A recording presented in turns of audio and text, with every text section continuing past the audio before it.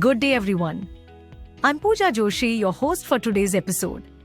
In this session, we focus on a condition that is common yet often misunderstood: irritable bowel syndrome, or IBS.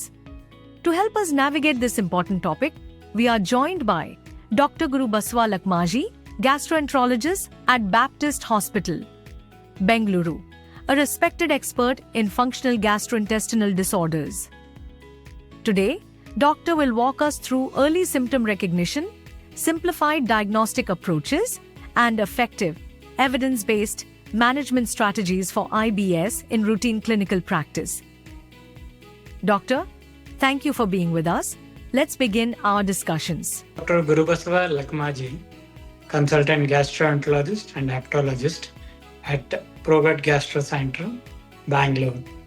So, doctor, question for you is, what exactly is IBS and how would you describe it in simple terms to a non-specialist? As the name suggests, IBS stands for irritable bowel syndrome.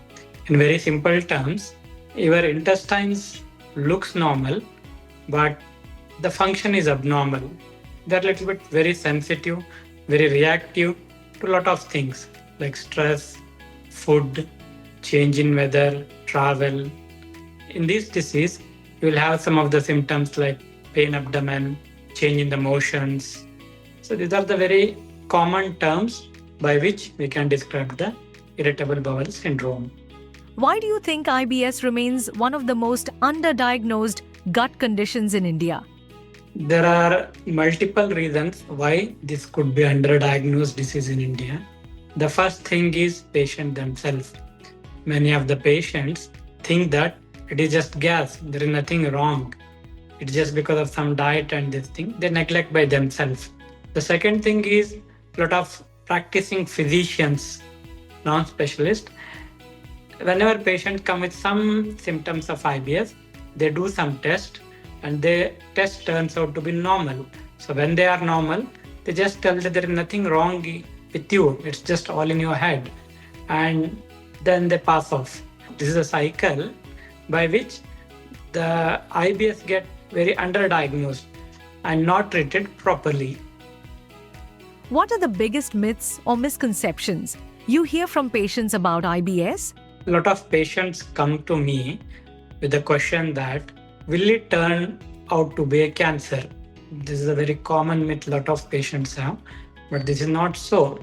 IBS is more of a functional disorder than a structural disorder. The second common myth usually patients have is that, will I be suffering lifelong? And again, this is not true. You've got proper way of handling it by diet, lifestyle change, and medicine. And the third common myth that the patients have, not because of by themselves, but a lot of people around, maybe some of the physicians sometimes, is that it's all in your head. It's not so. It's actually a disease per se due to a defective interaction between his intestine and the brain. So these are the very common myths what people have, and we should educate everybody to get rid of these myths.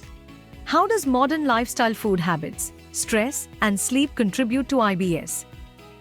Our lifestyle food habits have changed over last couple of years in a very drastic way. From very natural foods to we have come to a era where most of our food is processed food. In common terms, we can call it as a junk food. And these all food will have a definite effect on our intestine. So that's why we do see these IBS more and more nowadays. The next thing is stress levels. With all the busy work schedule nowadays, especially in the IT sector, or you take any working field, the people are stressed out. They don't have time to relax and sit back, and this stress is going to take a toll in the form of your bowel disturbance. The third thing is lack of sleep. Because of these work schedules, working patterns, and various engagements, we forget that the most precious thing that we can give to ourselves is a good sleep. So these are very common reasons why we are seeing this IBS more and more nowadays because of change in the lifestyle. What simple screening questions can a consulting physician ask to suspect IBS? Okay. So the simple question and first question is there pain in your tummy or abdomen. The next question is there any change in the motions, the stool that you pass? The third important question that you need to ask is there any food changes? Are there any changes in the stress factors recently? And the last one is important is red flag signs like weight loss, loss of appetite, any blood in motions. These are the few red flag signs which are very important to note it down so that if any of these symptoms are there, then the diagnosis of IBS is excluded. Once IBS is diagnosed, what is your first line approach to management? The first and important line according to me is talking to patient. You talk to patient, reassure them, nothing to worry. You're not going to suffer lifelong and there is a definitive treatment for it. Take their confidence, talk about their stress, talk about their anxiety, talk about their diet, and try to find out what are the factors contributing to the IBS and try to resolve them at the first hand. And after that, the next step is what about medicines. The first line approach is talking to patients, trying to sort their lifestyle and diet habits. What's your opinion on the role of rifaximin in IBSD? Where does it fit best? Rifaximin is a very important tool in management of irritable bowel syndrome. More so in IBSD, irritable bowel syndrome, where is diarrhea the predominant symptom. And also in case of post-infectious irritable bowel syndrome. We have seen very useful results by using rifaximin in this set of patients. So we do use rifaximin frequently in a lot of these patients and we have very good results out of it. How do you decide when to repeat a course of rifaximin or switch to another therapy? So it's all depends how you started with the medicine. When I told you first line of management is talking to patient.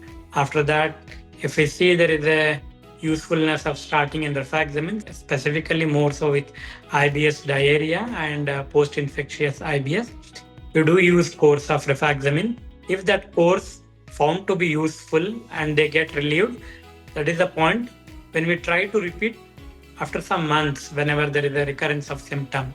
Otherwise, if there is no response to initial set of medication of rifaximin, then there is no point in repeating the dose of rifaximin. We just need to switch to the different therapy.